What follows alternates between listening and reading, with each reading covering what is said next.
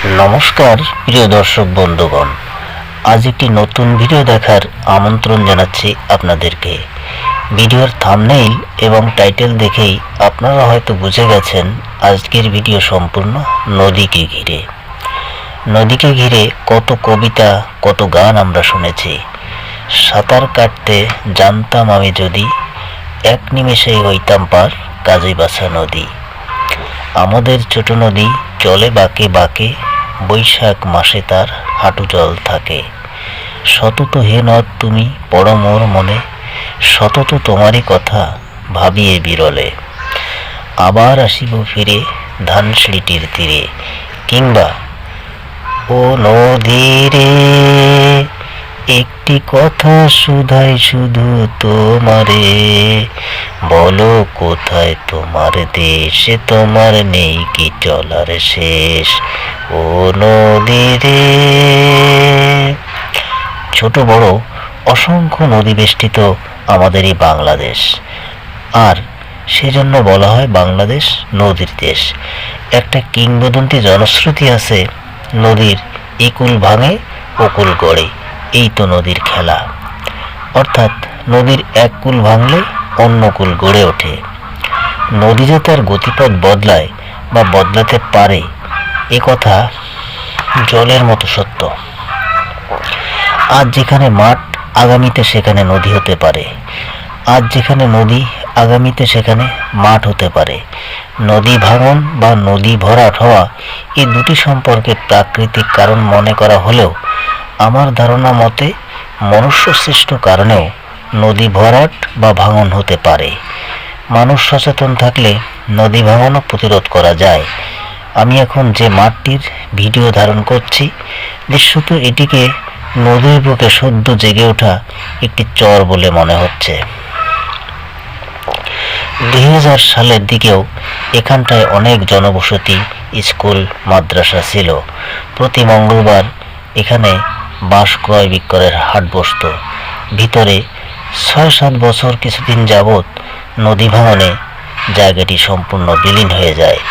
নদী ভাঙন এত দ্রুত এগিয়ে আসছিল যে সকলের ধারণা ছিল বটিয়াঘাটা বাজারকে হয়তো আর রক্ষা করা সম্ভব হবে না। কিন্তু শৈলমারী নদীতে ব্রিজ হওয়ার পর পুনরায় সম্পূর্ণ জায়গাটি আবারও ভরাট হয়ে যায়। এবার শৈলমারী নদীর দৃশ্যটা একবার দেখে নেওয়া যাক। দৃশ্যত এটিকে একটি বড় মাঠ বলে মনে হতে পারে। 2015 সালেও শেষবারের মতো এই নদীতে নৌকা বাইচ দেখেছি। ছোটবেলা থেকেই দেখে আসছি, দীপাবলি উৎসবের দিন হাটবাটি গ্রাম কর্তৃপক্ষ এই নদীতে নৌকা বাইচের আয়োজন করতেন। ঐতিহ্যবাহী এই নৌকা বাইচ দেখার জন্য হাজার হাজার মানুষ ভিড় করত নদীর দুপাড়ে। হাজার হাজার নৌকা, ট্রলার, লঞ্চ এই নদীর বুক চিরে যাওয়া আসা করত। জেলেদের জালে ধরা পড়ত ঝাঁকে ঝাঁকে ইলিশ মাছ।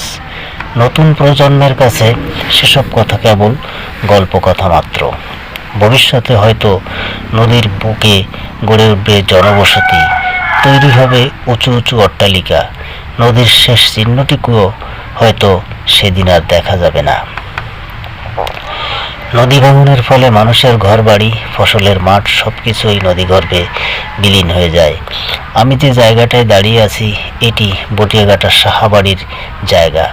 ছোটবেলা আমি নিজের চোখে যা দেখেছি, এখান থেকে 200 গজ দূরে বটিয়াঘাটা থানা ছিল, লঞ্চ ঘাট ছিল, সাহাবাড়ির অনেকগুলি সুদৃশ্য মন্দির ছিল, পাকা বাড়ি ছিল। সেসব কিছুই আজ নদীবক্ষে বিলীন হয়ে গেছে। এখনকার সম্পূর্ণ নদীপথই বদলে গেছে। বর্তমান যে জায়গায় নদী দেখা যাচ্ছে, শোনা যায় এক সময় এই নদীর জায়গায় ছিল সম্পূর্ণ জনবসতি। বর্তমান নদীর একেবারে পূর্ব প্রান্তে মঙ্গলবারের হাট বসত, আর নদী ছিল আরও সামনে এগিয়ে। জলমা ইউনিয়নের আলুতলা নদীতে বাঁধ দেওয়ার পর থেকে নদীর পশ্চিম তীর ভাঙতে শুরু করে। অল্পের জন্য বটিয়াঘাটা বাজার রক্ষা পায়। নদী কেবল ভাঙছে তাই নয়, বহু নদী ভরাট হয়ে গেছে, আবার বহু নদী ভরাট হওয়ার পথে। নদী ভরাট হয়ে গেলে যেমন নানা অসুবিধা আছে, তেমনি নদী ভাঙনের ফলেও আমাদের নানা সমস্যা হয়ে থাকে।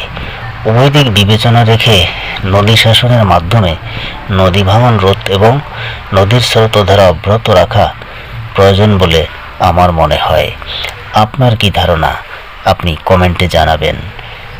আমার এই ভিডিওটি যদি আপনাদের ভালো লাগে তাহলে চ্যানেলটি সাবস্ক্রাইব এবং একটি লাইক দিয়ে আমাকে উৎসাহিত করবেন।